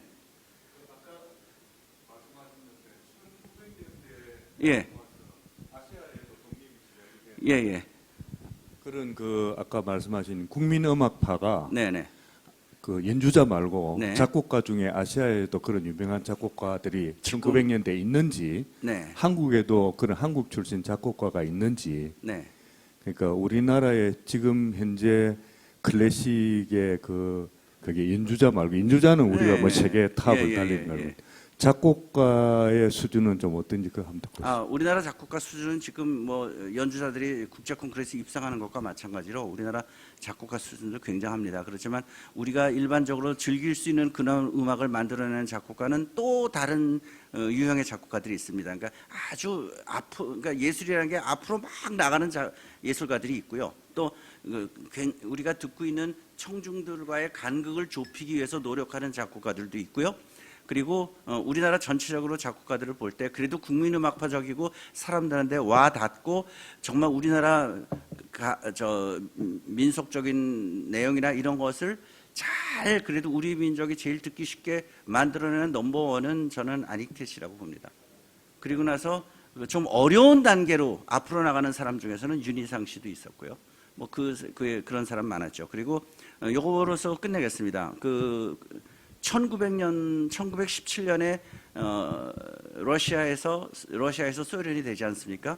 10월 혁명이 일어나면서 이제 그 소련이 이제 소비에트 연방이 탄생되는데, 그 나라에서 제일 먼저 한 게 음악은 감정이나 사랑, 운명 뭐 이런 부르주아식의 음악을 만들지 마라.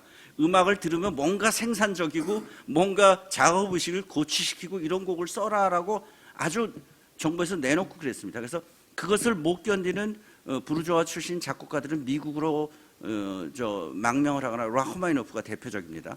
그렇지만 그런 돈도 없고 그 집안의 사정, 가족 이런 문제 때문에 러시아를 못 떠난 작곡가들은 러시아에서, 그리고 그런 체대가 자리 잡으면 S급, A급 음악가들은 완전히 죽어가고요. B급, C급 음악가들이 이제 완장 하나씩 차고 이제 등장하기 시작합니다. 그러면서 그 사람들이 완장 차고 자기들이 검열합니다. 근데 그 사람들 수준이 A+급 작곡가들이 볼 때는 우습겠죠. 그러니까 B, C급 작곡가들을 속이기 시작합니다. 굉장히 작업의식도 고취시키고 프롤레타리아의 혁명을 고취시키는 것 같으면서도 정말 예술적인 향기가 있는 작품. 그러니까 그 사람들 검열에 통과하면서 그런 곡들을 만들어낼 수밖에 없는 상황이 되는 거죠. 그런 사람들이 쇼스타코비치나 프로코피에프나 하차투리안이나 카벨레스키나 이런 사람들입니다. 그렇기 때문에 특히 쇼스타코비치 작품, 오늘 여러분께서 쇼스타코비치 교향곡 5번을 한번 들어보십시오. 댁에 가셔서 4악장만 한번 들어보십시오. 그러면 누가 들어도 와, 이거는 무슨 뭐 공산혁명이네 이런 기분이 느껴지는데, 그 곡이 갖고 있는 그 예술적인 형체는 말도 못합니다. 그러니까 어떻게 보면 소비에트라는 나라가 생기면서 예술에 대해서 그렇게 탄압을 하고, 정말 예술의 입장에서 보면 말도 안 되는 식으로 음악을 만들도록 강요를 했는데, 그 곡에서도 또 새로운 형태의 음악이 생긴다는 것이 참 위대한 예술의 어떤 생명성인가 그렇게 생각합니다. 됐겠죠? 네. 네. 또 질문. 아니요, 피아노는 얼마든지 칠 수 있는데 괜찮으세요? 제가 5분짜리 하나 칠까요, 그럼요? 네, 좋습니다. 여기 감사합니다. 그럼 하나 치겠습니다. 그 아침이고 뭐 격렬한 곡보다는 아주 아름다웠고 달밤에 들으면 좋은 쇼팽의 야상곡을 하나 치겠습니다. 쇼팽, 아까 제가 쳤던 쇼팽의 야상곡 제일 유명하지만, 쇼팽의 마지막에 그 세상 떠나고선 발견되는 악보 중에서 C샵 마이너 야상곡이라고 있습니다. 네, 괜찮아요. 자, 쇼팽의 작품 중에서 가장 유명한 곡 중에 하나고, 아주 많은 피아니스트들이 앵콜로 많이 치는 곡입니다. 좋은 곡이니까 한번 들어보시죠. 쇼팽의 야상곡 C샵 단조입니다.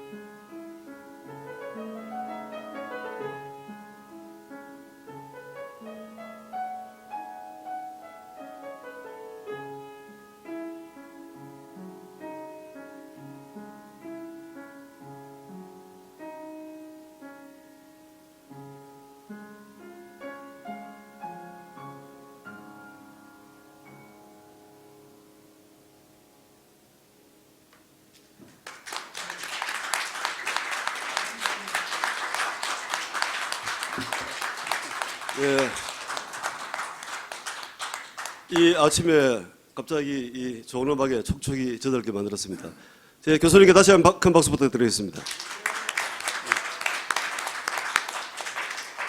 저는 오늘 개인적으로 그 오퍼스 남바하고 QL 남바 차이를 알게 됐어요.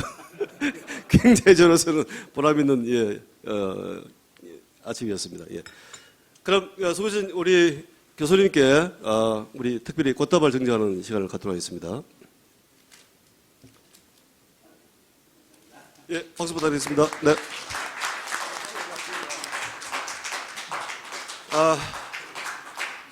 그럼 이것으로 오늘 308회 청년 포럼을 모두 마치도록 하겠습니다. 예, 안녕히 돌아가시고 다음 달 12월 달에 뵙도록 하겠습니다. 안녕히 돌아가십시오.